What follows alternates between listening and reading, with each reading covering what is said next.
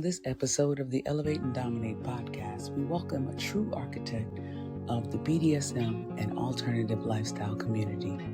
For over 38 years, Sir Nick has dedicated himself to education, performance art, mentorship, film production, technical consulting, and the evolution of kink culture throughout Los Angeles and beyond. He's worked alongside fetish toy makers, dungeons, film companies, and independent dominers while helping shape conversations around safety, consent, and power exchange through SSC and RAC principles.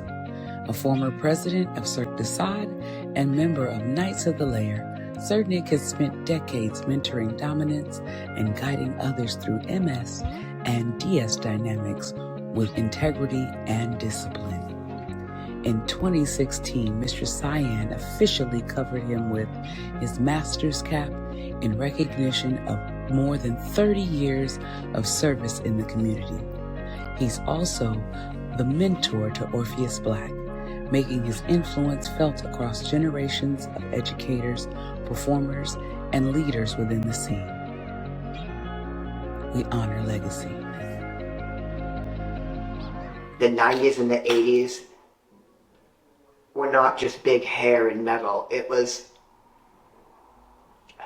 we were on the fucking edge. And we danced on the edge. It was a time of excess. It was a time of darkness. It was a time of, AIDS was still prevalent. A lot of this was going on in the subgenres. I mean, I watched needle and nails go through and watch consensual S&M, edge S&M. Old guard is a fucking real thing, man. There's honor in what we do. Subspace theory is subconscious space. It's not submissive space. It's understanding that when you walk with somebody and you take them into levels of the subconscious mind, that it's your job as a guide to walk them through and get to the other side and be there when they get out. What did a mentee have to do in order for you to know that they were ready? I'm not a gatekeeper. I'm a teacher of witchcraft now for years. And every couple months I've got 25 plus students. Right now I've got 23 students every Monday night. So I'm always teaching, and I'm always about hands-on and sharing knowledge. I wouldn't mentor a lot of people like to the level I did with Orpheus. I let him go and get on stage as soon as he wanted to. I didn't gatekeep that. If I saw that he wasn't using objects right, I would absolutely, move it. I knew with movement and flow and the way he struck and the way it was moving, I could see it was an extension. And he had a natural ability. I mean, I can throw a bullwhip and I can open your skin, I can welt it, or I can not do anything to it. And I do horizontal cut patterns about 1/4 of an inch long anywhere on the body that I want it. So we have to know right down to the centimeter what I'm going to do, what we're going to do. What do you feel has been lost from the old days to now? Edge.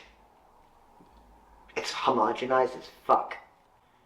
Mm-hmm. And that's destroying the fabric of BDSM and the play that we used to have. Because there's no edge anymore. They're microcosmic in the sense, and that's the death of BDSM. In the early 2000s, Orpheus and I get sucked into this is an important one actually. We got pulled into a town hall meeting because one of my kids was in a bar in North Hollywood, and I'm not going to say names, but was in a bar and was playing and was doing edge play. And the person was on a static line, meaning one line over, and the flow of their body moved. At the exact same point that the knife came up, they came in, and it went in through the ribs and popped their lung. And we just dealt with it. Whoa. And moved on.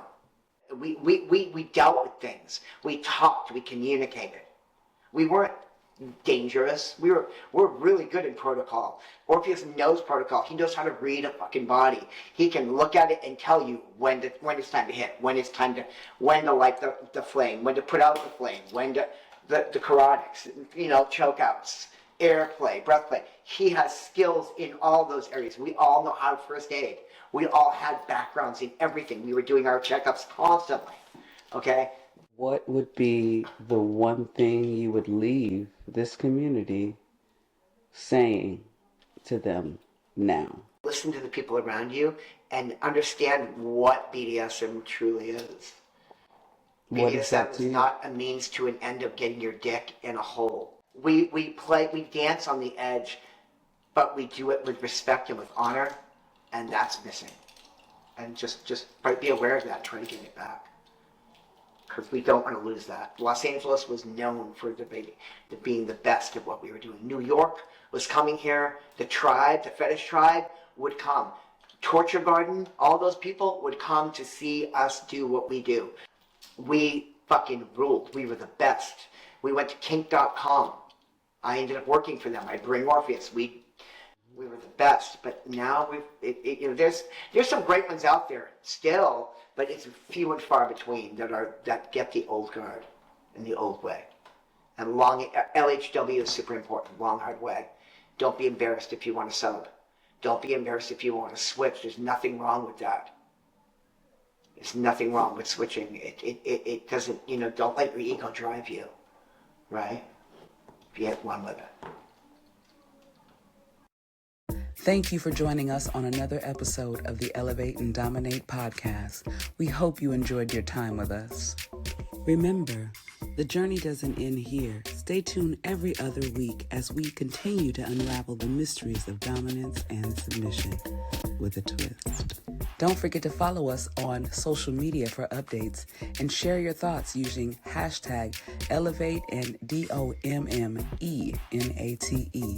Until next time, embrace your desires, explore the unknown, and always remember, power is meant to be shared.